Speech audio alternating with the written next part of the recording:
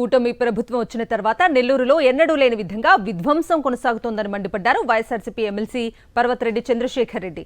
నెల్లూరులో 40వ డివిజన్ మూలపేటలోని పొట్టి శ్రీరాములు బొమ్మ సెంటర్లో రోడ్డు మార్జిన్ వ్యాపారుల దుకాణాలు తొలగిస్తామని ఉన్నట్లుండి మున్సిపల్ కార్పొరేషన్ అధికారులు నోటీసులు ఇవ్వటం ఏంటని ఆయన ప్రశ్నించారు. రోడ్డు మార్జిన్ వ్యాపారులతో మాట్లాడిన ఆయన వారి ఆవేదనను తెలుసుకున్నారు.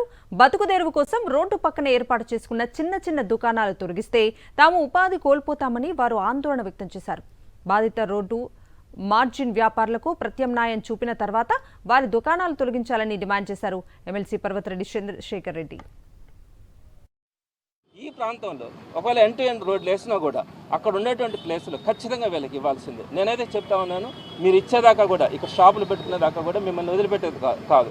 ఒకవేళ కాదుకూడదని చేస్తే మాత్రం వైఎస్ఆర్సీపీ వచ్చిన తర్వాత మాత్రం వీళ్ళందరికీ కూడా ఇక్కడ షాప్స్ కట్టించి ఇవ్వడం కూడా జరుగుతుంది. కానీ ఈ లోపలనే ఈ ప్రభుత్వమే మీరు చేస్తున్నటువంటి అన్యాయాలు కానీ అక్రమాలు కానీ తప్పకుండా కూడా ప్రశ్నించడం జరుగుతుంది. మీరు డెవలప్ చేసుకోండి, మేమేం కాదని చెప్పట్లా. కానీ వాళ్ళకి ఆల్టర్నేటివ్ ఏదైనా చెప్తే కదా. ఇప్పుడు సర్వేపల్లి కెనాల్ దగ్గర ఒక 200 షాపులు పెడతా ఉన్నారు. వాళ్ళని పిలిచి రిక్వెస్ట్ చేసి మీకు మంచి షాపులు ఇస్తాం, అక్కడైనా కూడా మీ బతుకుదెరువుకి ఇబ్బంది లేకుండా మీ కుటుంబ పోషణకి ఇబ్బంది లేకుండా చూసుకుంటామని ఆ మాటనే చెప్పాలా. లేకపోతే కనీసం ఇక్కడైనా మీరు షాపులు పెట్టుకునే ఏర్పాటైనా చేస్తామని చెప్పాలా. అది చెప్పకుండా ఇది చెప్పకుండా మీరు కానీ తీయకపోతే జేసీబీ పెట్టి కోల్ చేస్తామని చెప్పి మాట్లాడే పరిస్థితి.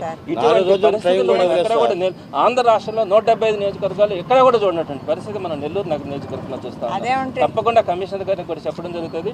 ఇది మంచి పద్ధతి కాదు, దీనికి సొల్యూషన్ వచ్చేదాకా కూడా మాట్లాడడం కూడా జరుగుతుంది.